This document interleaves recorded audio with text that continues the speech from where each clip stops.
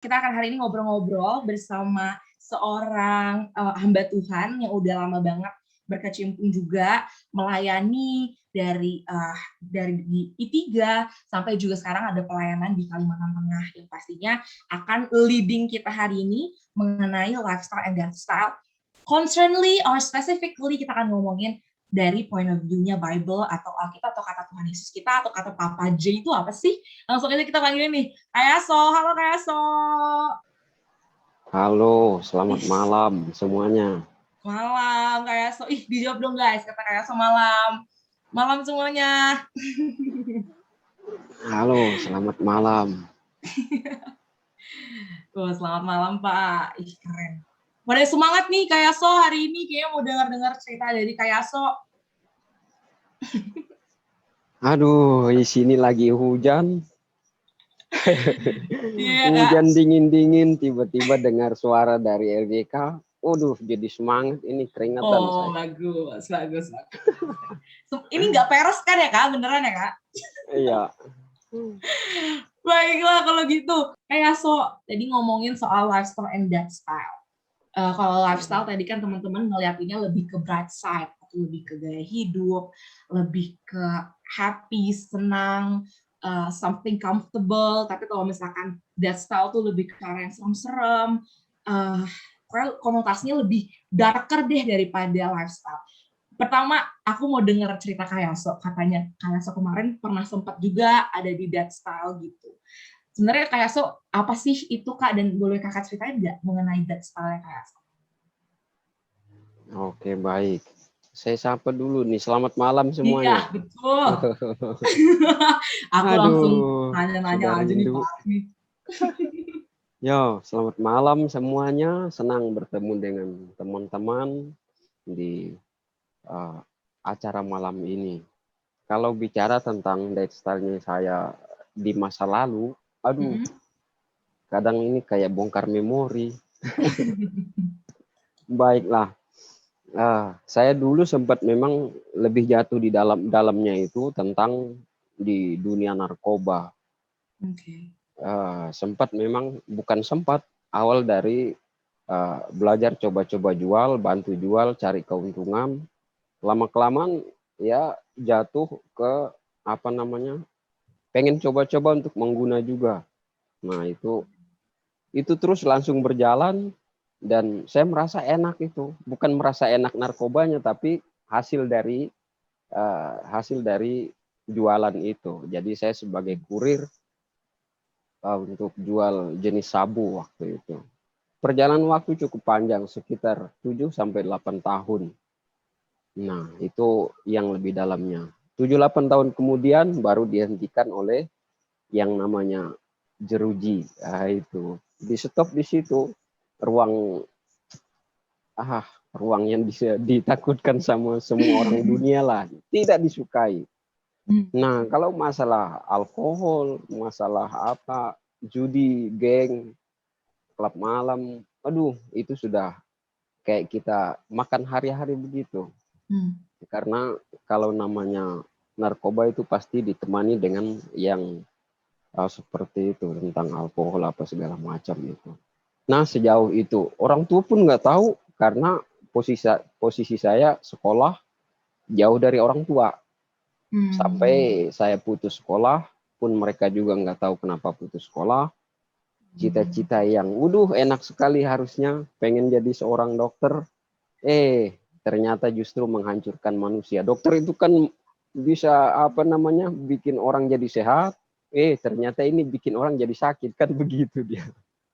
Nah, kira-kira begitu gambaran masa lalu saya dulu. Dihentikan di penjara tahun 2007. Ya, 2007. Ya berarti Selesai. Kak, awalnya itu Kayaso tuh jualannya karena apa Kak? Kayak apa gitu yang pertama kali Kayaso kayak, gue mau ikutan temen gue jualan gitu.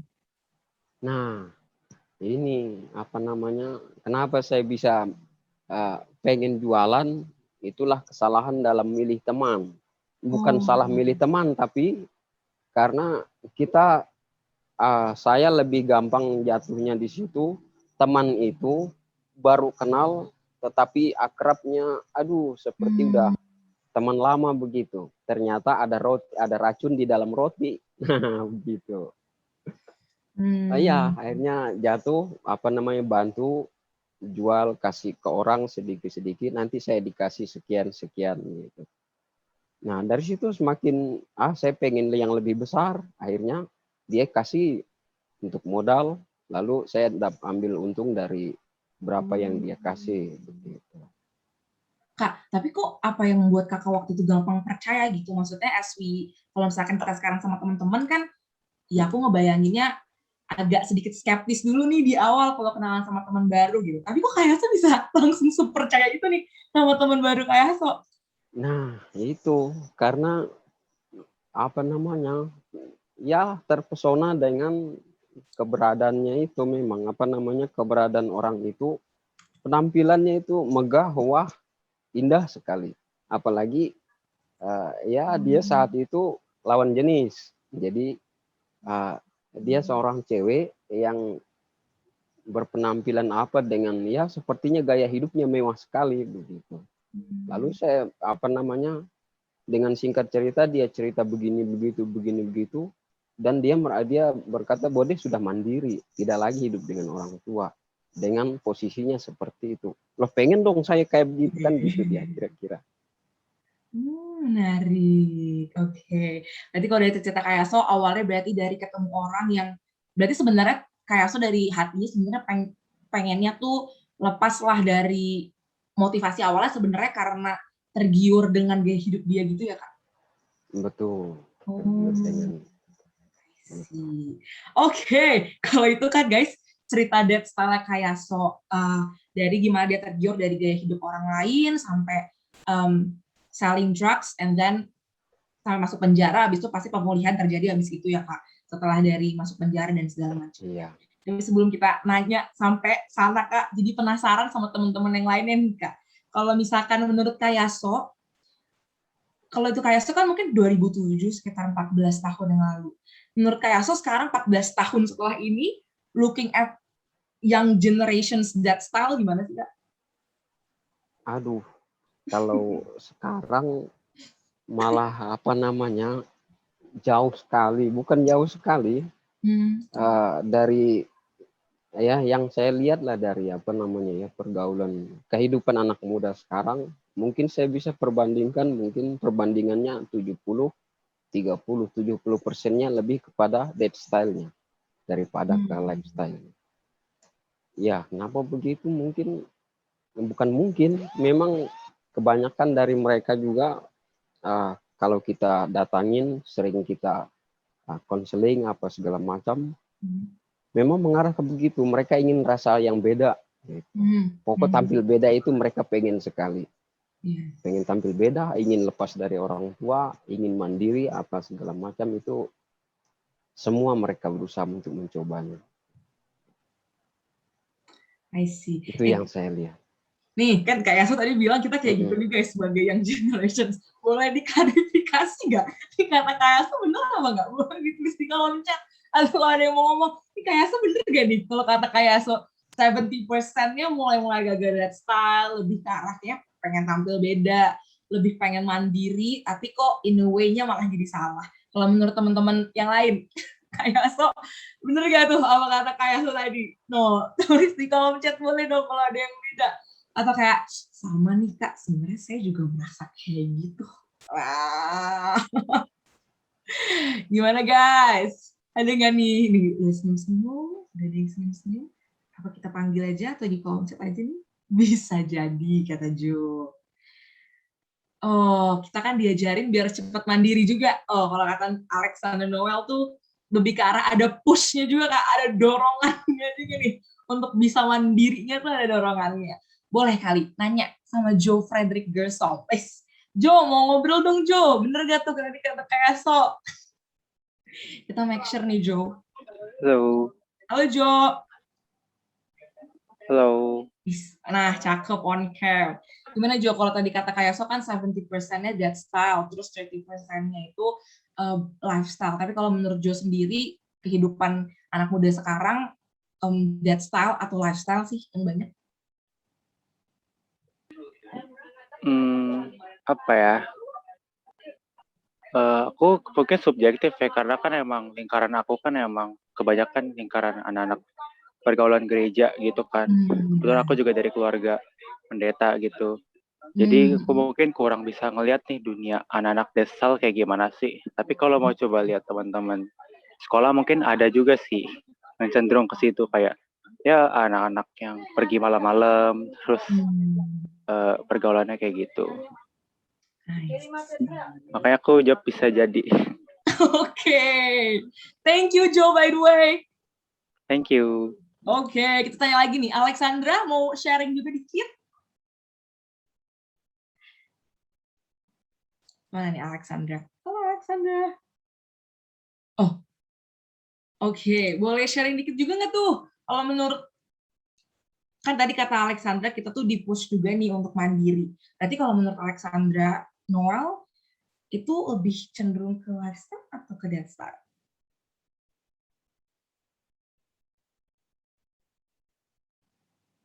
Oke, kita tunggu ya. Mungkin Alexandra lagi mengetik.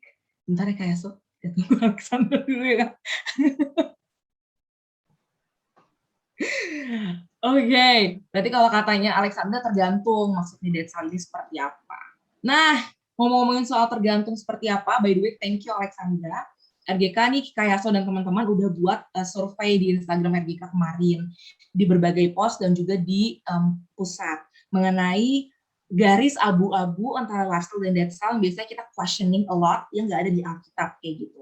Karena kan kalau misalkan di Alkitab jangan berbohong, it's apa ya, it's ada gitu, beneran kita bisa lihat gitu tulisannya.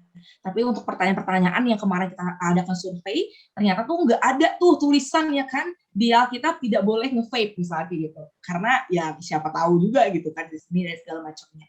Jadi kita bakal lihat nih kayak kalau misalkan menurut teman-teman tuh seperti apa. Bentar ya guys, aku share screen. Oke, udah kelihatan?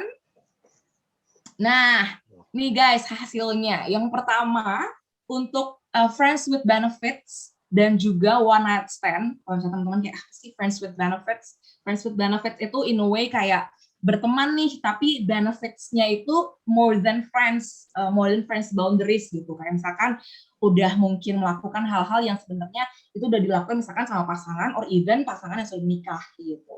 Atau one night stand, apa sih one night stand itu? One night stand itu tuh kalau misalkan didefinisikan sebagai, oh ya udah aku punya pasangan, tapi hanya satu malam aja gitu. Gitu. Nah, kalau untuk itu ternyata 76% bilang itu enggak banget. Bahwa FWB dan juga one night stand itu enggak banget. Tapi ternyata ada 24% yang bilang itu merupakan hal yang enggak apa-apa. Gitu. Terus kalau tato, misalkan kita suka bashing ya, mau nato dan segala macamnya, tapi ternyata menurut surveinya RGK 53% bilang tato itu keren, tapi 47% bilang tato itu big no, gitu. Tapi kalau misalkan menurut vape, ini menarik banget nih kayak 50% bilang vape is fine, tapi 50% lainnya vape itu nggak fine. Jadi kayak ada 50% kayak gitu. Nah itu udah ada tentang FWB, tato, dan juga vape. Habis itu ada juga namanya alkohol. Nah, kalau menurut surveinya RGK kemarin, ada 20% yang bilang alkohol itu nggak apa-apa. Nggak apa-apa untuk diminum gitu. Kalau misalkan ada, ini paling banyak, 62% bilangnya okay if.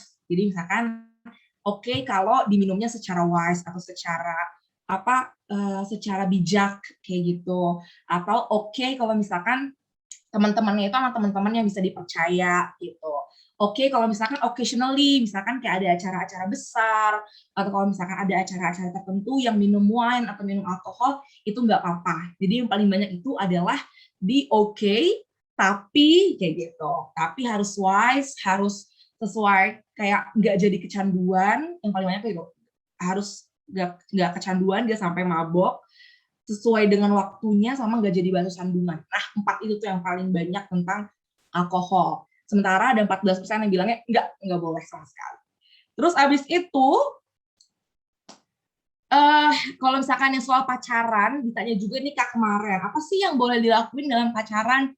Ada yang bilangnya itu paling banyak adalah, nggak apa-apa kita pegang-pegangan, peluk-pelukan, tapi pakai boundaries gitu. Tetap ada boundaries atau batasannya semana. Habis itu yang kedua yang paling banyak adalah boleh semuanya, tapi ada konsen atau kemauan dari dua belah pihak kayak gitu. Jadi nggak boleh satu pihak aja yang mendominasi hubungan tersebut gitu. Dia ngasih tanya gitu aja. Jadi everything with consent. Habis itu with God. Apa tuh maksudnya with God? Jadi itu with God tuh kayak saat teduh bareng, habis itu pelayanan bareng, habis itu buat apa ya? Ada Tuhan di dalamnya. Itu tuh ada 13,89% yang pengen pacarannya itu bersama dengan Tuhan.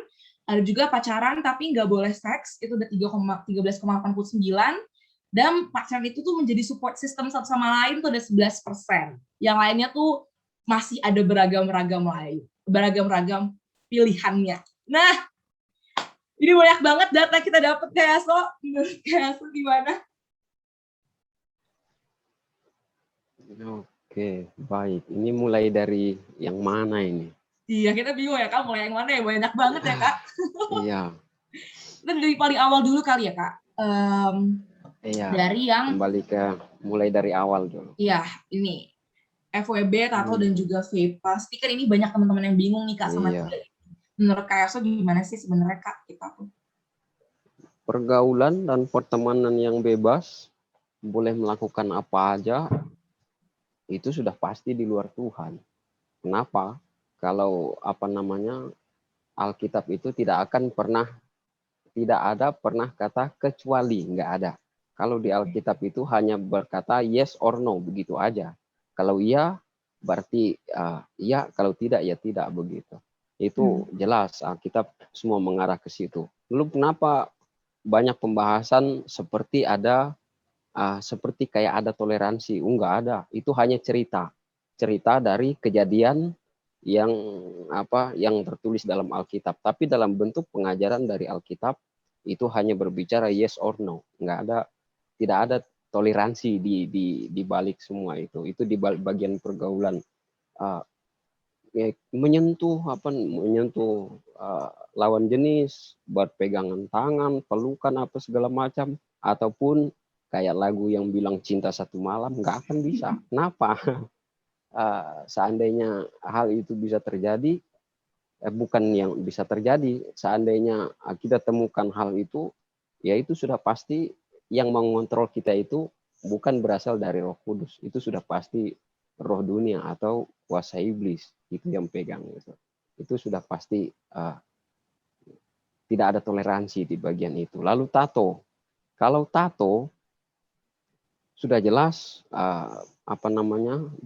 di hukum Taurat sudah melarang untuk menggores-gores tubuh. Walaupun di dalam itu Musa tidak menjelaskan bahwa ini berbentuk tato, karena sebutan tato ini hanya beberapa abad sebelumnya, kan 1 abad atau 2 abad sebelumnya itu keluar sebutan nama tato itu. Tapi di dalam hukum Taurat itu lebih mengarah ke menggores-gores badan. Nah itu memang asli tidak boleh. Loh, kenapa Kak Yaso bertato? Ini sudah terlanjur basah. Nah begini, kalau masalah tato ini, kalau kita sudah tahu bahwa menggores badan, melukai badan kita secara kita sengaja, dan kita sudah tahu itu tidak boleh, itu sudah jelas dosa. Tetapi jika kita sudah terlanjur di bagian itu, seperti kita pernah hidup seperti kita pernah dead style, langsung jatuh tato penuh badan sekujur tubuh, seperti pendeta jalanan teman kami itu namanya Agus Sutikno di Jogja. Kamu teman-teman mungkin bisa cari. Itu sampai ke muka-mukanya. Sekarang dia jadi pendeta, apakah surga tidak terbuka buat dia? Terbuka. Mengapa begitu? Karena pada saat dia menggores badannya itu, dia belum kenal Tuhan. Nah, setelah dia kenal Tuhan, apakah dia harus kupas kulitnya dan buang semua itu karena tidak berkenan di hadapan Tuhan? Tidak. Karena tubuh fisik kita ini akan menjadi debu dan tanah, yang akan kembali ke Tuhan itu adalah kerohanian kita. Nah begitu, hidup kita secara rohani dalam Tuhan. Tuhan pulihkan segala macam. Tato yang sudah terlanjur sudah ada, tidak jadi masalah. Kalau sudah terlanjur ada, tetapi jika belum ada, lalu teman-teman dengar saya beritahu ini, ataupun sudah mengerti bahwa itu nggak boleh, tetapi teman-teman masih lakukan, itu sudah jelas saya mau katakan bahwa itu dosa. Kenapa? karena sudah tahu dilarang menggores-gores badan, atau lalu tiba-tiba buat. Nah, masalah keren dengan tidaknya, ya kan itu namanya kesukaan kita waktu pada saat kita ada di mana. Seekor babi mandi di kubangan, kita mau larang dia. Nggak boleh mandi situ, khusus pergi sana. Bagi kita nggak bagus, tapi bagi dia itu ini tempat saya mandi. Kan begitu kata babi. Nah, kira-kira begitu. Setelah pada saat dia tahu bahwa di situ kotorannya, di situ apa segala macam, dia tidak akan mau di situ. Nah, lalu Five ini kayaknya apa nih ya? Mungkin banyak menganggap enteng tentang Five ini. Banyak orang menganggap enteng tentang Five ini karena anak-anak juga sekarang, jangankan untuk teman-teman di kota sana, kami di pedalaman begini, banyak saya Banyak juga temukan ya, Kak? teman. Nah, itu vape yang jenis pena, itu yang sekarang marak di sini. Anak-anak pada punya, ngantongin. Nah, ini ada orang yang survei bilang ini tidak terlalu bahaya. Oh, ini fine aja, nggak masalah. Siapa bilang? Namanya uap yang terbuat dari apa namanya bahan listrik atau apa namanya itu, yang pembakaran dari elemen itu tetap itu akan menghancurkan tubuh. Bayangkan tubuh kita ini dikontrol oleh daya listrik lalu menghasilkan uap. Apakah itu akan jadi apa? Kan kira-kira begitu. Ini simpelnya aja. Daripada nge-vape mending pergi naik ke tiang listrik sana, bongkar itu kawatnya itu, tinggal hisap aja di situ. Nah, itu sama. Karena kalau vape ini dia akan lebih cepat beredar di mempengaruhi kesehatan kita melalui darah. Nah, teman-teman lebih banyaknya ke situ lewat darah itu kalau vape. Kalau rokok hampir sama, cuman rokok kan lebih lewat pernapasan dan paru-paru, kan lewat paru-paru dan pernapasan kita itu mungkin di situ. Lalu yang kedua, Boleh, ini Kak, yang kedua. clear ini. Clear. Kalau teman-teman ada yang kepo, boleh langsung aja, guys. Oke, yang berikut. Oke. Ini, Kak, tentang alkohol. Banyaknya 62% bilangnya boleh, tapi secara bijak. Atau boleh, tapi tergantung dengan situasi, asal nggak jadi batu sandungan. Itu 62% tuh, Kak, sampai boleh, tapi ada tapinya. Nah, gimana nih, Kak? Nah, ini banyak pro kontra dari apa namanya para peneliti. Ya tokoh tidak termasuk juga tokoh-tokoh teologi juga banyak ada di dalamnya yang pro kontra tentang hal ini. Lalu beralasan dengan Alkitabnya itu, perkataan dari Alkitab. Alkitab kan tidak melarang, siapa bilang? Yesus pada saat di perjamuan di Kana itu, dia mengubah air menjadi anggur. Saya mau tanya, itu anggur untuk apa? Anggur itu bukan anggur yang memabukkan, tetapi anggur perjamuan. Bukan perjamuan kudus, anggur perjamuan untuk momen pernikahan. Nah, itu yang pada saat Yesus di perkawinan di Kana itu.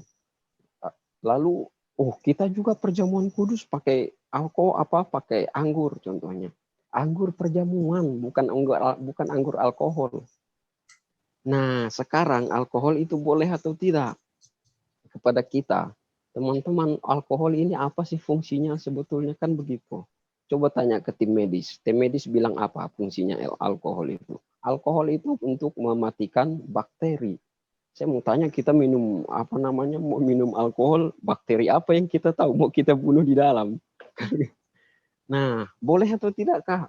Bagi saya mau tanya dulu, kita dapatnya dari siapa dan bertujuannya untuk apa minumnya itu. Gitu. Kita dikasih alkohol, siapa yang ngasih ke kita, lalu tujuannya untuk apa? Gitu. Itu kita harus pegang dulu. Ini contohnya. Nggak mungkin kan pendeta kita kasih, nih minum dulu lah segelas-segelas tidak apa-apa. Kan nggak mungkin dia bilang begitu. Yang pastinya kalau kita mau minum alkohol itu pasti ada tujuannya untuk kita bersantai-santai.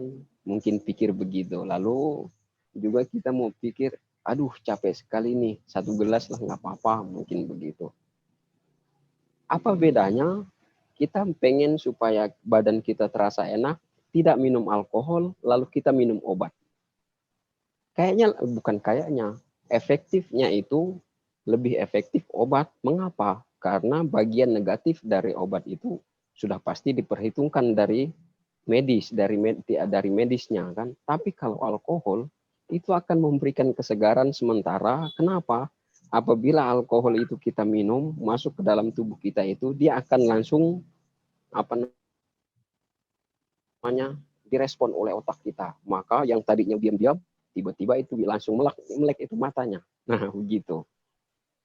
Jadi alkohol itu boleh atau tidak? Bagi saya tidak boleh. Karena memang Alkitab tidak mengajarkan begitu. Di Alkitab adakah ini ayatnya? Boleh kita lihat dari akar konteks itu, konteksnya apa, dan anggur itu anggur apa, gitu. Gimana ini sudah atau masih bingung? No, ada yang masih bingung nggak tuh guys? Boleh banget kalau misalkan masih bingung juga ya kan nggak apa-apa ya Kak, untuk di make sure lagi. Berarti kalau misalkan dibilang sendiri sebenarnya wisely enggak ya Kak? Maksudnya kayak misalkan tadi Kakak bilang, kalau aku nangkep sesuai tujuan dan juga sesuai apa ya tadi Kak? Ada 2 tadi aku ininya. Jadi kalau misalkan alkohol ini akan dilihat dulu tujuannya itu apa dan siapa yang ngasih dulu. Kalau misalkan emang kayak buat medical needs atau kebutuhan medis gitu, ya berarti kan lebih ke arah mereka sudah memperhitungkan itu gitu ya Kak ya. Iya. Jadi kalau misalkan buat kayak ngangetin badan gitu berarti enggak ya Kak, lebih ke pakai. Oke. Semoga terjawab ya guys. Kalau misalkan belum terjawab, taruh di Slido juga nggak apa-apa, nanti kayak Yaso jawab. Yang terakhir nih Kak, apa kalau misalkan soal pacaran? Banyaknya itu ada kayak banyaknya itu ada kayak physical touch, boleh nih pegang-pegangan tapi pakai ada boundaries-nya atau bisa pakai consent dan segala macamnya. Gimana kayak sok melihat ini? Oh iya. Ini masuk ke pacaran. Apa aja yang boleh dilakuin dalam pacaran? Iya. Yang kita perlu tahu dulu, pengertian dari pacaran itu apa dulu. Di Alkitab ada atau tidak? Ada. Siapa? Yaitu Yusuf dan Maria. Pacaran ini, kata pacaran di dalam bahasa Indonesia ini baru keluar beberapa abad lalu, bukan seperti di Alkitab yang udah ratusan dari ribuan tahun yang lalu. Makanya di Alkitab tidak ada boleh bilang, oh boleh pacaran pada saat mereka pacaran bulan purnama, mungkin Alkitab catat begitu. Karena tidak ada. Kata pacaran ini kan hanya dalam kata pergaulan yang baru-baru timbul. Nah, sebenarnya pacaran ini sama dengan tunangan pada saat di zaman yang tertulis dalam Alkitab. Lalu apa yang boleh dilakuin? Mau ngelakuin apa? Kan begitu dia. Makanya pengertiannya dulu, pacaran itu apa. Kalau kita sudah ngerti pacaran itu apa, di situ kita pasti tahu apa yang boleh saya lakuin, di mana batas-batas saya, kita pasti akan tahu. Lalu, apa itu Kak pacaran? Pacaran itu adalah ajang masuk ke dalam bahtera rumah tangga. Ajang masuk ke dalam bahtera rumah tangga. Jika kita sudah merasa siap, contoh begini, saya akan menikah 5 tahun ke depan. Sebelum saya menikah, sebelum 5 tahun itu datang, saya perlu mengenal pasangan saya dalam jangka 3 tahun. Berarti 3 tahun sebelum kamu menikah, kita menikah itu, barulah kita boleh pacaran. Pacaran dengan ya pasti orang yang sudah kita yang sudah kita pilih dan anggap bisa untuk masuk dalam bahtera rumah tangga. Maka pacaran itu sama dengan ajang masuk ke dalam bahtera rumah tangga. Lalu apa yang boleh di situ? Saya mau mau klarifikasi. Banyak orang bilang nggak apa-apa Kak, nggak apa-apa pegangan tangan, nggak apa-apa cium kening, gitu. Nggak apa-apa ini pelukan. Saya mau tanya konteksnya kita pada saat kita meluk dia, pada saat kita megang tangan itu, pada saat kita cium kening apa segala macam itu konteksnya di bagian mana. Nah, pada saat kita sedang pulang berdua, contohnya sama-sama pulang dari kampus kan contohnya, pacaran satu kampus lah. Tiba-tiba pulang berdua hujan dan payung cuman ada satu, ini jalan kaki konteksnya. Nggak mungkin kita suruh pasangan kita, nggak boleh kamu satu payung dengan saya, muhrim. Ini contoh. Yang nggak mungkin begitu kan. Oke lah sama-sama di sini. Otomatis kan satu payung itu gandeng kan. Gandeng entah si cowok itu pegang pundak kah, entah pegangan tangan kah. Ini konteksnya boleh di situ. Lalu apalagi sejauh mana lagi kita boleh? Saya mau tanya, kita pegangan tangan itu tujuannya apa? Kita cium pipi, cium kening, apalagi cium bibir, tujuannya apa? Kenapa semuanya itu pada saat kita mau ngelakuin itu, yang mengontrol kita itu adalah hawa nafsu, bukan cinta. Kenapa kayak Yesus bilang begitu? Oh, sudah pasti. Karena kalau cinta, dia tahu batasannya dia, tugasnya dia sebagai pasangannya itu adalah memberi yang terbaik buat pasangan dia. Itu yang betul timbul dari cinta. Nah, kalau dia ingin melakukan, mana buktinya kamu cinta sama saya, dicium aja nggak boleh, itu namanya hubungan dikontrol oleh hawa nafsu. Apalagi sampai ngelakuin hubungan seks seperti sebagaimana suami istri. Itu udah lebih parah lagi. Hati-hati aja kita dengan pergaulan. Kenapa saya tadi awalnya bilang nggak boleh pegangan tangan, nggak boleh cium kening, peluk apa segala macam. Karena itu awal. Pada saat kita dipegang tangan, itu awal kita bisa bersentuhan. Pada saat kulit kita bersentuhan dengan kulit lawan jenis kita, itu koneksinya terjadi. Nah, itulah yang memicu hawa nafsu kita itu akan menguasai diri kita. Yang hari ini, cuman pegangan tangan kemarin. Terasa enak loh dia pegang. Akhirnya pulang besok, cuman pegang tangan. Oke lah, cium kening. Lalu pulang besoknya lagi. Pegang tangan doang tadi, cium kening doang tadi. Akhirnya terus naik-naik. Dan sampai hawa nafsu lah yang mengontrol hubungan itu. Maka itu bukan pacaran. Nah, yang namanya pacaran itu tadi saya bilang adalah ajang masuk ke dalam bahtera rumah tangga. Maka kalau tanya sama saya, Kak Yaso, kapan kita boleh pacaran? Nah, jawabannya itu, kita pastikan dulu berapa lama kita mau kenal pasangan kita itu. Nah, sejauh itulah kamu boleh pacaran. Pada saat contohnya, saya pengen nikah usia 25 tahun. Saya bisa kenal, cukup waktu untuk saya kenal pasangan saya itu cuma 3 tahun. Berarti usia 22 kamu sudah boleh pacaran. Kenapa? Karena 3 tahun kamu akan mengenal pasanganmu itu. Nah, itu dia. Itu jawaban kalau tanya, kapan boleh pacaran? Mau SMP, mau SMA, maunya kuliah. Ya, tergantung dengan kita kapan mau nikahnya kan begitu. Karena pacaran itu adalah ajang masuk dalam bahtera rumah tangga. Mungkin sebegitu. Atau ada yang masih penasaran? Oke, berarti kalau kata kayak sebenarnya yang boleh dilakuin sebenarnya basicnya itu ya Kak, dasarnya sebenarnya ya untuk mengasihi dan untuk lebih dekat juga gitu sama Tuhan yang kuncinya itu. Tapi kalau kuncinya adalah untuk hawa nafsu, untuk lust tadi, bukan untuk love yang itu, berarti itu udah di questioning, udah di kalau bisa udah jangan lagi gitu untuk itu, karena biasanya one little things habis itu leads to another little things, habis itu makin lama makin gede kayak gitu. Kalau kata kayak gitu guys, kalau jawaban dari pertanyaan-pertanyaan ini udah dikupas sama Kak Yaso, sekarang mau ini Kak, kita masuk ke question and answer, tanya jawab dari teman-teman yang udah masuk di Slido. Gitu Kak. Baik. Oke. Boleh dong di share screen kali ya sama teman-teman yang bisa bantu aku. Nah, sudah ada Kak Paula. Nah, sudah ada banyak pertanyaan yang masuk buat Kak Yaso. Nah, ini kayak yang pertama nih udah masuk. Kak, ini lebih ke kalau lingkungan pertemanan kita thank you Kak, dipenuhi dengan orang yang suka ngomong kasar. Terus kita harus lakuin apa ya Kak? Apa kita harus menjauh ataukah kita harus tetap berteman? Gimana nih menurut Kak Yaso? Orang yang biasa ngomong kasar, bicara kasar, artinya kan maksudnya orang yang bahasa maki itu sama dengan makan minum, kira-kira begitu.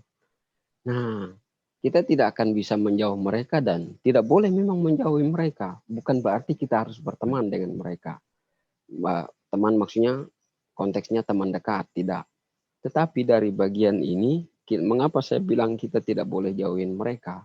Justru semakin kita mau dekat dengan mereka itu, di situ kita akan memberikan contoh yang baik kepada mereka. Lalu bagi orang-orang tertentu, dia itu kan karena nggak sekolah maka dia nggak ngerti apa-apa. Makanya pada saat kita dekat dengan dia, kitalah yang Tuhan tugaskan untuk memberitahu dia bahwa bahasamu itu kotor.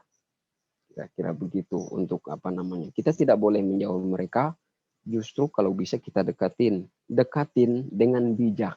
Nah, dengan bijak ini artinya kita bisa menjaga diri, jangan sampai pula kita pula terjerumus. Ini kita yang dimaki, besok kita pula yang maki, kan begitu.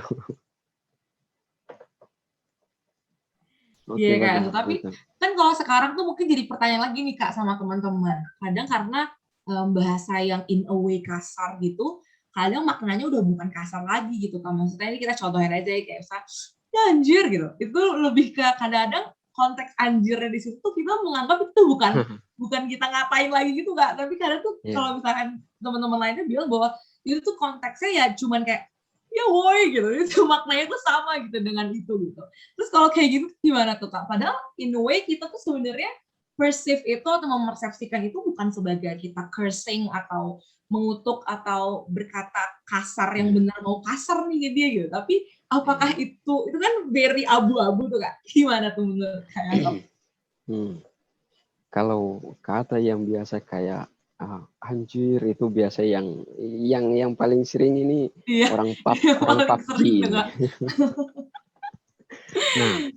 itu refleks dari orang-orang tertentu, akhirnya itu jadi makanan hari-harinya dia. Makan hari-harinya dia, tapi dalam bentuk bahasa yang masih abu-abu. Ini bahasa kotor atau bahasa baik? Nah, ini bagi orang pendengar. Tapi kalau saya yang dengar, tetap saya bilang itu bahasa kotor. Kenapa? Karena memang itu hal yang tidak ada arti, dan bagi dia itu hal yang biasa. Coba seandainya dia ngomong refleks karena kaget di tengah-tengah kumpulan, dan di situ banyak orang yang berakademis tinggi atau ya orang-orang bijak lah. Tiba-tiba dia kaget dengan teriak bilang anjir di situ. Apakah orang di situ senang? Pasti tersinggung dan marah sama dia.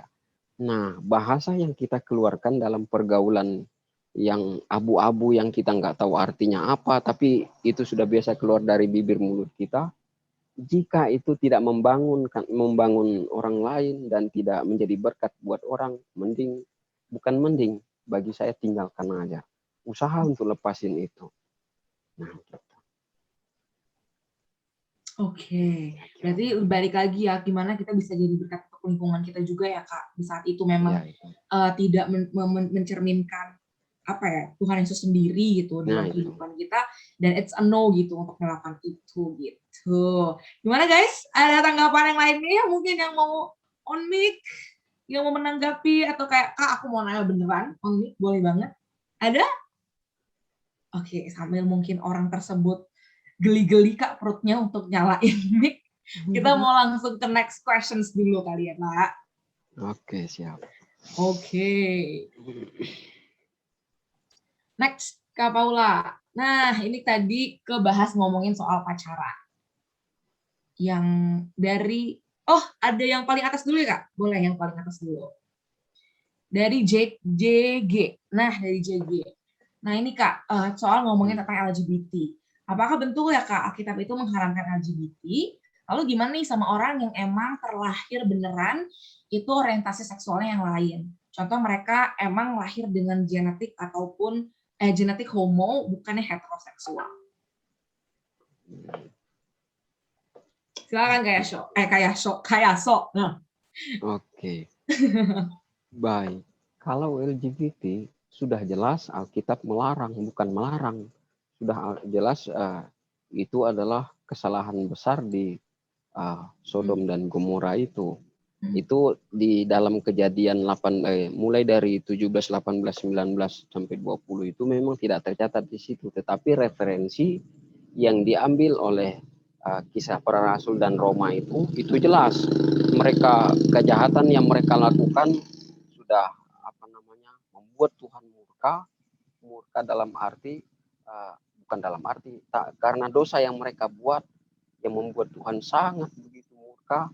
Mereka kawin-mawin sesama jenis, mereka menikahi orang sesuka hati itu artinya mereka tidak kenal ini istri orang, ini suami orang, mereka sesama laki-laki, mereka sesama perempuan.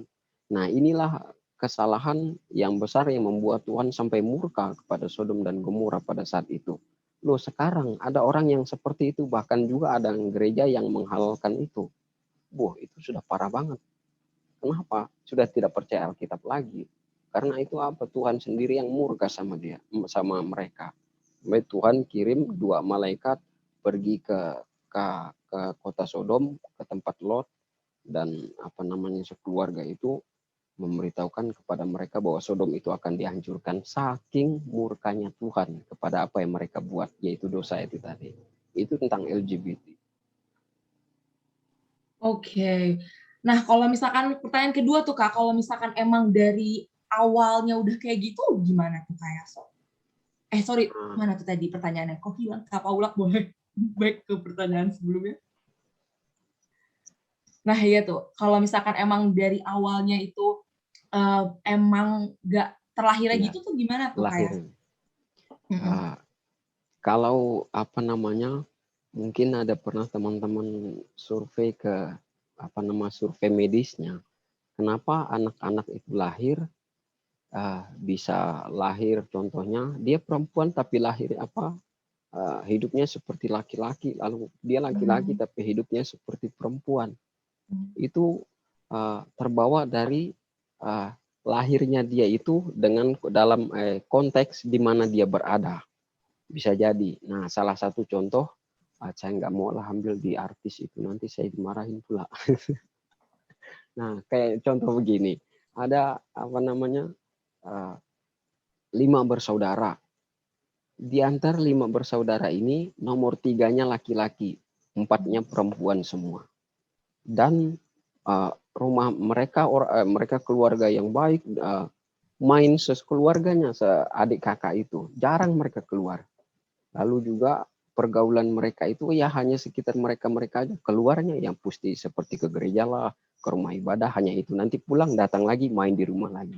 Itu akan mempengaruhi yang laki-laki di antara 5 orang itu, dia akan terbawa menjadi seorang perempuan dan menjadi suka dengan perempuan. Menjadi hawa nafsu yang seperti perempuan, suka kepada laki-laki. Kenapa? Dia sudah terlatih di situ. Nah, itu bawaannya, kenapa itu bisa terjadi. Lalu bagaimana ini kita bisa, orang yang sudah terlanjur begitu, lalu bagaimana kita supaya dia bisa kembali berlatih. Film itu memang direkayasa film. Tetapi ada bagian-bagian positif dari film itu yang bisa kita ambil pada saat latihan seorang murid dengan gurunya. Menyakitkan betul. Tapi dia punya niat untuk latihan. Sampai dia menemukan titik puncak, dia bisa berubah. Nah, itu dari orang itu sendiri. Nah, dari kita yang sudah tahu dan menilainya itu bahwa itu salah, kita akan bantu dia. Begitu. Bagi kita temannya. Nah, Kak, menarik banget. Kalau tadi Kakak bilang berarti lebih ke pengaruh dari lingkungan ternyata juga bisa membentuk orang lain. Nah, tapi nih Kak, ini sebenarnya pertanyaan dari aku sih sebenarnya. Karena kan aku juga belajar psikologi, karena aku kuliah di jurusan psikologi, dan salah satu materi psikologi umum aku adalah tentang sexual orientation. Ini sejujurnya pertanyaan aku beneran. Dan memang ternyata itu kalau misalkan dari apa yang aku pelajarin, memang ini belum ada teori sakleknya, karena penelitian ini baru diteliti apakah dari lahir ataukah dari lingkungan itu sekitar berpuluh-puluh tahun yang lalu gitu. Beda dengan matematika yang udah diteliti sekitar ribuan tahun yang lalu gitu, dari bahkan abad 1-2 Masehi. Sementara teori psikologi khususnya di LGBT ini tuh ternyata kalau dari aku baca, dari yang aku pelajari di kampus, baru ada sekitar puluhan tahun yang lalu gitu, tahun 1900 atau bahkan 1900-an. Dan hasilnya kalau kata Myers, ternyata apa yang benar katanya si JK tadi gitu, dari apa yang aku pelajari gitu Kak, kayak ternyata bahwa homosexual ini atau sexual orientation itu dari penelitiannya semuanya itu bilang itu bawaan dari lahir gitu. Kan ada yang meneliti juga gitu Kak, kayak apakah gara-gara dia pernah di-abuse misalkan pada awal dia masih kecil sama lawan jenis, terus jadi dia benci sama lawan jenis, terus dia jadi kayak melampiaskannya sekarang jadi ke sesama jenis, ternyata itu ditolak juga sama penelitiannya kayak gitu. Habis itu apakah homoseks itu karena ada hormon apa, karena itu pernah benci sama orang tuanya, karena mungkin orang tua yang lawan jenis itu melakukan sesuatu yang bikin dia benci, ternyata itu juga ternyata ditolak juga gitu Kak sama orangnya, sama penelitian yang dari Myers ini kayak gitu. Nah, terus kalau misalkan ditanya lagi juga, terus kayak misalkan apa gara-gara dirayu ya, atau misalkan gara-gara ada lingkungannya banyaknya cewek semua, atau lingkungannya banyaknya lawan jenis, terus jadinya cenderung ke situ, terus kata penelitian ini juga enggak kayak gitu. Dan kalau aku bisa lebih dalam lagi, katanya dia tuh sempat kayak ada penelitiannya gitu deh Kak, kayak apa namanya, di otaknya itu tuh beda gitu antara yang si hetero dan juga homo, kayak misalkan katanya itu mendukung bahwa itu benar-benar dari lahir, walaupun bias dari penelitian tersebut itu adalah karena yang meneliti tersebut adalah orang yang homoseks gitu, jadi kayak itu bisa jadi salah satu biasnya gitu. Nah, aku jadi penasaran gitu, karena kalau dari aku pelajari kok kesannya semuanya ini jadi di penelitiannya kayak apa ya, memotong teori bahwa ini tuh pengaruh dari sosial, kok ternyata ini jadi sesuatu yang dari lahir kayak gitu Kak. Jadi aku jadi penasaran sama itu. Jadi sebenarnya gimana sih Kak? Gitu. Iya, baik. Nah, kalau di Alkitab, di Alkitab itu tidak mencatat secara belak-belakan tentang orang yang lahir homoseksual itu, tidak mencatat begitu. Tetapi kenapa kita bisa melihat dari pada saat Lot dan Abraham mereka mau berpisah, maaf kalau bukan Lot, Abraham atau Musa, Abraham atau Lot gitu. Pada saat mereka disuruh, ya Lot, Abraham atau siapa? Maaf, saya tidak lihat catatan saya tadi. Nah, pada saat dia disuruh pelihara kambing dan dombanya itu, nah lalu tuannya bilang begini, pisahkan kambing yang berwarna hitam, pisahkan kambing yang berwarna putih. Lalu pisahkan domba yang belang-belang, pisahkan domba yang polos putih. Lalu yang polos putih itu akan jadi milik tuannya, sementara yang belang-belang dan hitam silahkan kamu ambil. Dia cerdik. Dia cerdik sekali.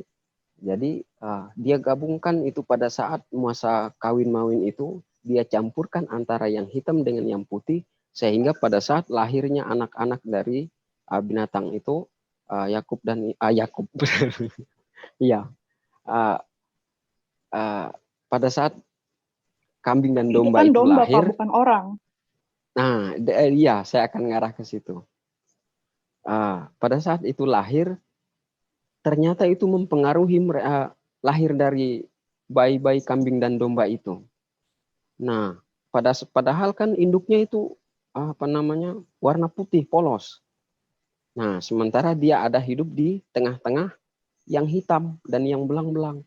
Anaknya lahir apa? Apakah ikut mamanya atau ikut bapaknya? Ikut yang ada di sekitar itu. Nah, ini salah satu binatang. Ini contohnya tentang kambing dan domba. Nah, lalu bagaimana dengan kita? Kalau dari penelitian memang banyak tentang hal itu. Bisa jadi karena dari salah satu gen yang mendominasi, bisa ada survei yang mengatakan begitu. Saya juga lihat kemarin apakah betul itu karena ada gen yang mendominasi dari kedua pasangan itu, maka dia akan lahir seperti itu. Nah, contohnya. Lalu ada juga yang dari survei itu keluarga yang bercita-cita kita harus punya anak laki-laki gitu. Tiba-tiba lahir anaknya perempuan. Ada survei yang mengatakan begitu. Jadi mereka tidak menerima bahwa anaknya itu laki-laki perempuan. Kenyataan anaknya perempuan, tapi mereka maunya laki-laki. Nah, jadi semakin bertumbuh besar anak ini akan menjadi perempuan yang seperti laki-laki. Nah, ini ada survei yang begitu dan betul ada yang begitu juga memang. Nah, untuk menyatakan ini titik terangnya itu sebenarnya apalah yang menyebabkan mereka itu bisa berbeda?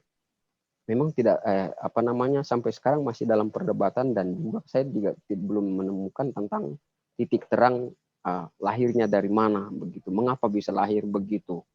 Nah, kalau mau kembali ke Alkitab, itu adalah salah satu contoh tentang kawin silang itu.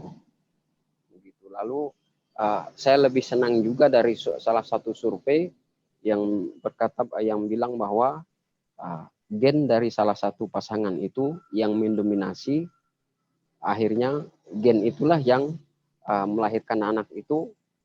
Contohnya gen dari bapak yang lebih mendominasi, sementara dia ingin anaknya laki-laki, tapi ternyata perempuan. Akhirnya perempuan itu kasar seperti laki-laki. Permisi Pak, itu bukan hasil survei, itu hasil kepercayaan orang-orang. Ya. Sorry, siapa tuh yang ngomong? Aku kok hilang? Siapa tuh, by the way guys? Aku hilang dong. Halo. Oke, boleh dilanjutin aja. Aku soalnya tadi kehilangan siapa yang ngomong. Oke, baik. Iya, kalau kepercayaan kalau mau bilang itu bukan lebih mendominasi ke kepercayaan dan survei hanya beberapa persen. Bisa jadi itu karena kepercayaan, tapi karena memang mengarah kepada lahirnya anak ini terpengaruh dari antara dua gen ini, gen dari kedua pasangan ini. Itu yang pasti. Mungkin yang ada lebih masuk ke tim medis, ada orang-orang medis mungkin lebih kalau dari survei yang saya baca sih Pak, saya lihat kalau permasalahan kayak gitu itu datangnya dari neurological, bukan dari keinginan orang tua sih Pak. Soalnya itu kan gak ngaruh mau apa yang orang tuanya pikir pas lagi di dalam rahim. Iya. Alexandra. Oke. Boleh kalau mau Alexandra tanggepin dulu, nanti baru ditanggepin Reaso. Nah, biar full aja dulu. Udah? Oke, boleh Reaso tanggepin dulu aja nih Kak. Sebelum kita next ke pertanyaan selanjutnya, karena waktu kita tinggal dikit lagi. Oke, baik. Nah, kalau memang bukan karena dari salah satu gen itu, ya pasti tidak akan menemukan titik tengah dia lahir itu bagaimana dan kenapa, dan bukan karena kemauan orang tua. Ini kan dari bentuk bentuk penilaian menyebabkan lahirnya anak itu seperti apa. Nah, penilaiannya kira-kira begitu. Maka yang dilihat dari bukan hanya sekedar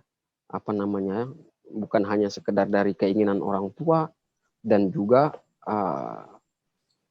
sikon di tempat, tidak, bisa juga dari bagian lain. Nah, berarti lebih mengarah ke bukan lagi kembali kepada gen, tetapi kembali kepada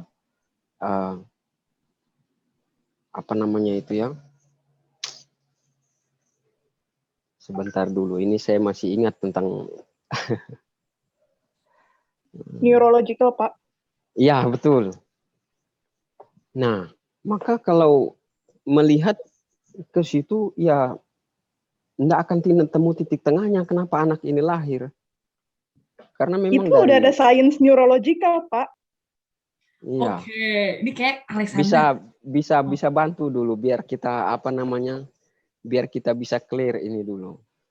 Oke. Bagaimana kalau menurut siapa namanya tadi? Alexandra. Oke, boleh. Yang pernah dia tahu. Boleh dari Alexandra dulu sampai selesai, nanti boleh ditanggepin kayak esok. Wih, agak maaf banget ini tersingkat dikit ya, karena kita bentar lagi waktunya habis. Oke, silakan Alexandra. Kenapa? Boleh dijelasin sampai selesai dulu, nanti setelah itu akan ditanggepin sama, tuh ada Kamichi juga yang mau nanggepin, habis itu ada juga kayak semua nanggepin, jadi nanti sampai selesai, habis itu nanti baru ditanggepin gitu. Jadi biar nggak sepotong-sepotong dan saling motong pembicaraan gitu. Boleh, silakan Alexandra. Ya, jadi yang saya tadi bilang itu kan kalau transgender itu datangnya dari kondisi neurologikal. Itu bukannya nggak jelas, itu memang sudah ada penelitiannya bahwa kondisi neurologikalnya itu memang ada dan memang begitu, memang kayak apalagi yang dibingungkan gitu. Oke, udah selesai? Aman? Berarti kalau misalkan dari kata yang Alexandra tadi lebih ke neurological. Oke nih Kamichi dulu. Boleh Kamichi, silakan. Oke, thank you. Karena seru sekali jadinya pengen jump in pembahasannya. Ya, mungkin kakak abang yang lain nih, maksudnya kayak Kak Paula atau siapa mungkin yang join juga pengen jump in ya. Iya, mungkin yang aku tangkep ya dari kegelisahan teman-teman atau mungkin juga Alexandra ya secara khusus gitu ya, seolah-olah tuh ada ketegangan juga antara firman Tuhan dengan juga ya sains yang memang faktanya seperti itu begitu loh. Jadi ini kaum LGBT ini kita mau bawa kemana? Masa sih firman Tuhan itu ibaratnya kayak sangat-sangat memojokkan kaum LGBT, masa iya seperti itu ya? Padahal kan itu memang terbuktinya seperti itu dan itu bukan ujuk-ujuk dosa gitu kan. Kan orang Kristen sering banget gitu ya ngatain dikit-dikit dosa gitu. Nah, mungkin kita perlu ini kali ya, karena mungkin satu sisi kita juga pengetahuan yang terbatas juga.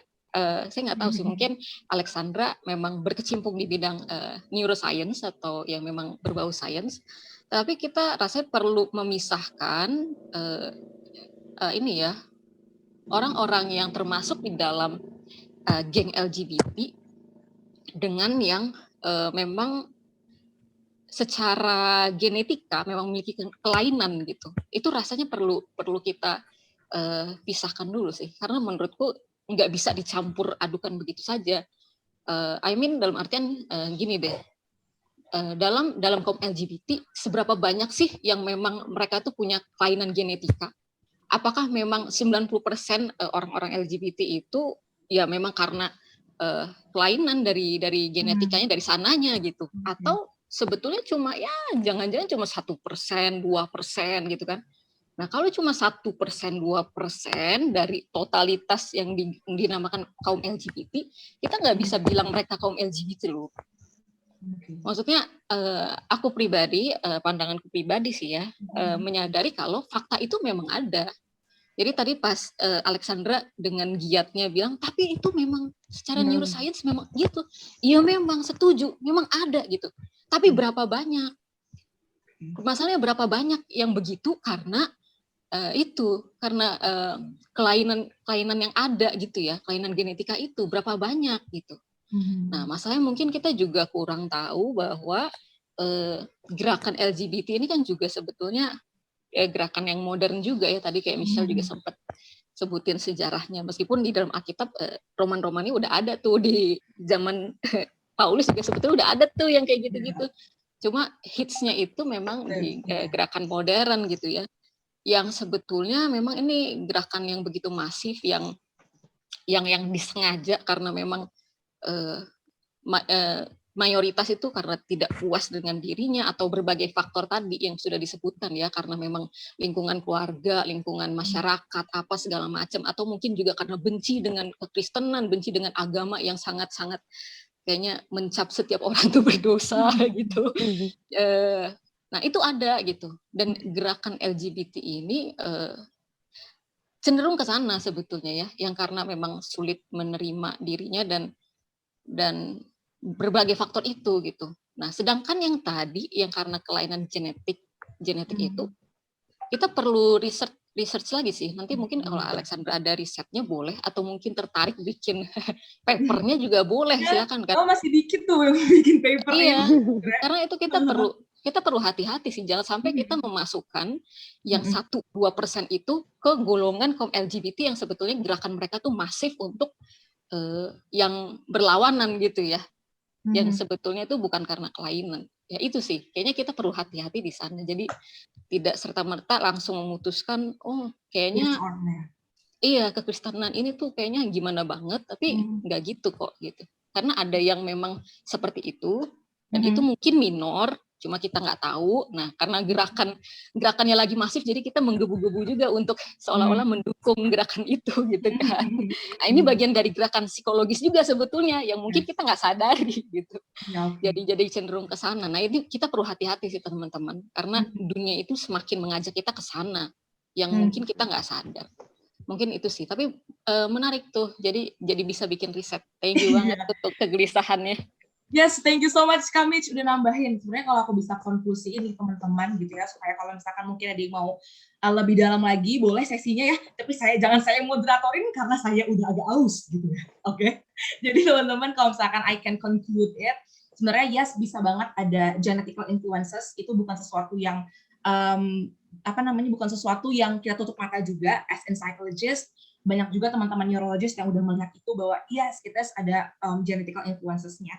Tapi kita juga nggak boleh melupakan sama social influences-nya bukan artinya memengaruhi dia gitu. Tapi kita tarik lagi di belakang itu. Mungkin ini aku bisa nambahin dari sesi psikologinya gitu kali ya Kak. Gitu. Karena aku sampai sekarang tahun ketiga melihat bisa jadi mungkin self-nya gitu. Mungkin lingkungannya itu mungkin dia sebenarnya nggak LGBT. Tapi in a way dia punya salah satu motivations, jadi sebenarnya lebih ke internal motivations, fear of missing out misalkan, atau misalkan dia pengen dilihat, itu juga walaupun itu sedikit, but it affecting gitu, itu bisa jadi juga seperti itu.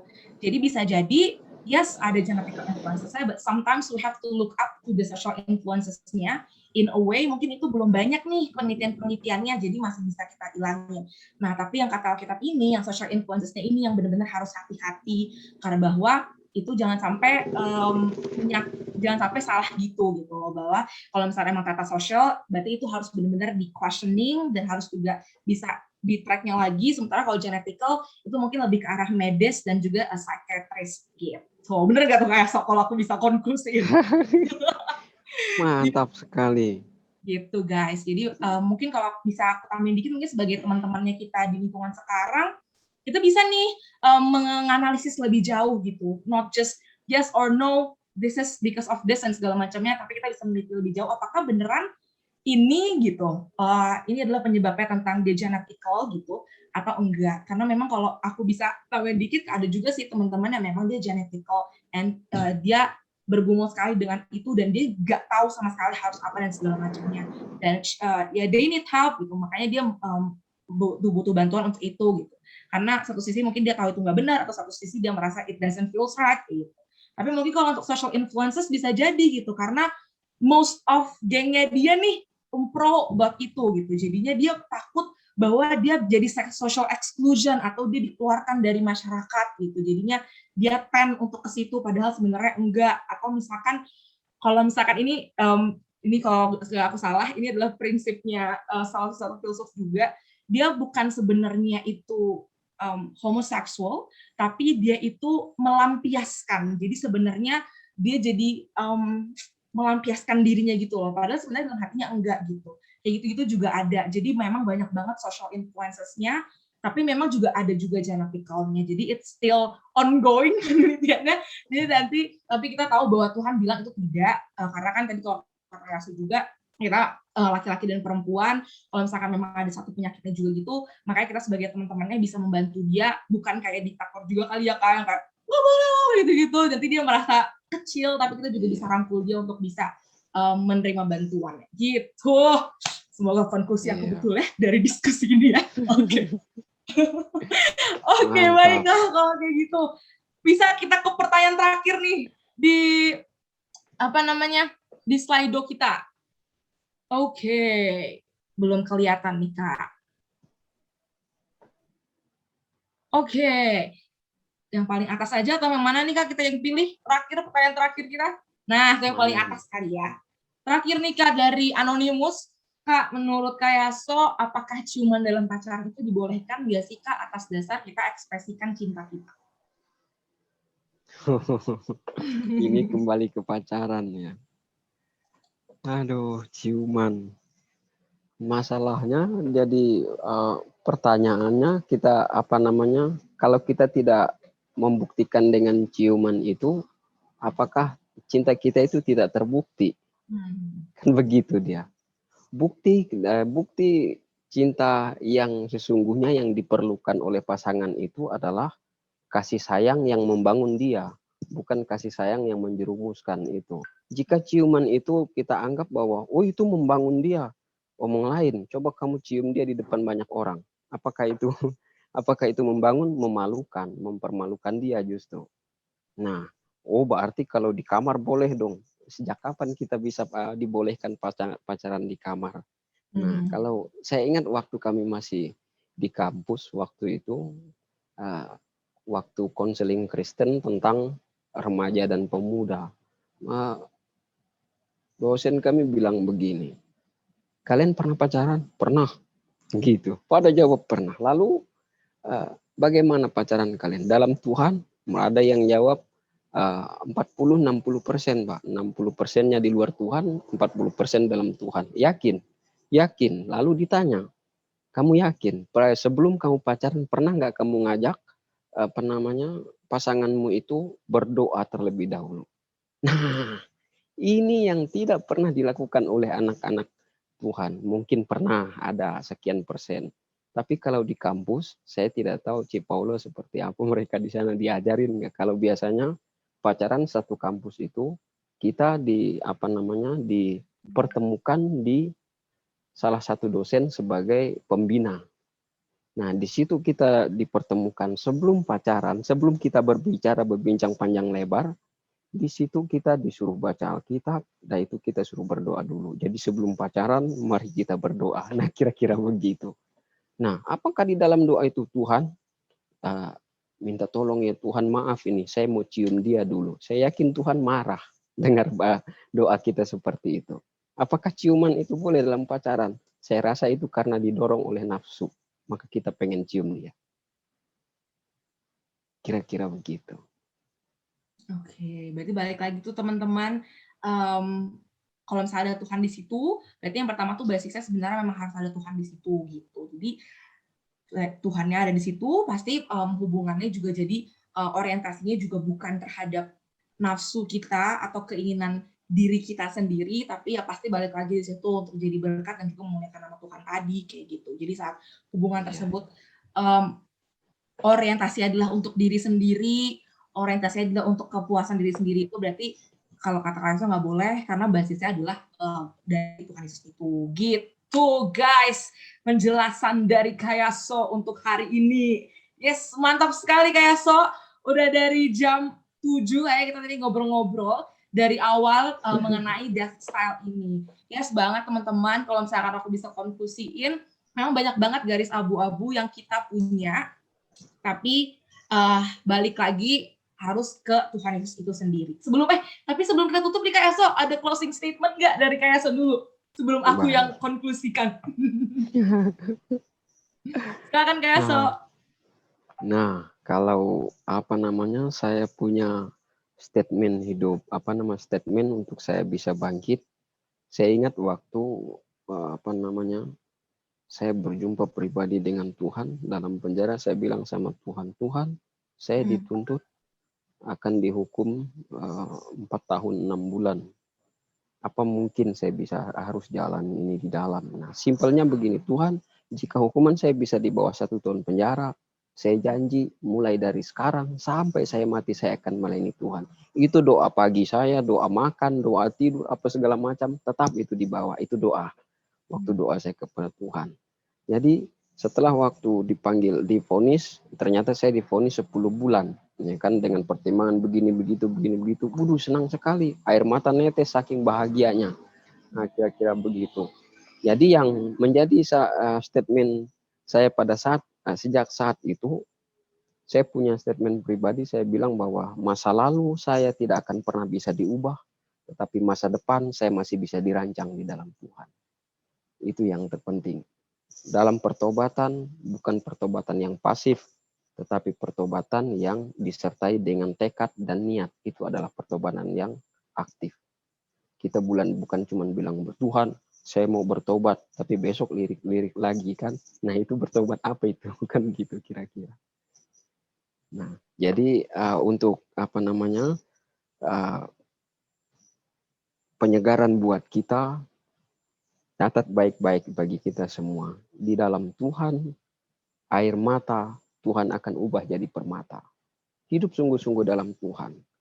Air mata kita seperti apa, Tuhan akan bisa ubah menjadi permata. Asal kita bersungguh-sungguh. Jangan kita banyak cincong, tapi kan begini, tapi kan begitu. Ikut saja sudah. Nah, kira-kira begitu. Oh, sudah. Mungkin Kirain kayak masih mau ada tambahannya. Saya nungguin, Kak. iya. Oke, mungkin Kak jadi closing statement kayak Aso, aku jadi kepo satu hal terakhir sih. Kalau misalkan sama teman-teman yang udah untuk kedepannya sendiri, kita kan nggak tahu nih Kak, kedepannya akan berkembang menjadi seperti apa garis abu-abu ini. Maksudnya pasti kan akan terus berkembang dan akan terus banyak hal-hal baru yang kita pengen nanya lagi gitu. Tapi apa sih Kak yang harus kita pakemin gitu di dalam hati saat bertemu dengan kelabilan atau kebingungan antara pilihan yang kayaknya bisa benar, kayaknya bisa salah, alias boundaries of that style ini atau batasannya. Nah, kalau bicara tentang batasan-batasan itu, ya tetap karena konteksnya kita sebagai anak Tuhan, ya kita memang tetap harus datang kepada Tuhan terlebih dahulu. Memang ya bicara rohani begitu ya, kita ada juga pikir, jangan terlalu rohani lah begitu. Betul, tapi tetap doa itu jadi hal yang utama.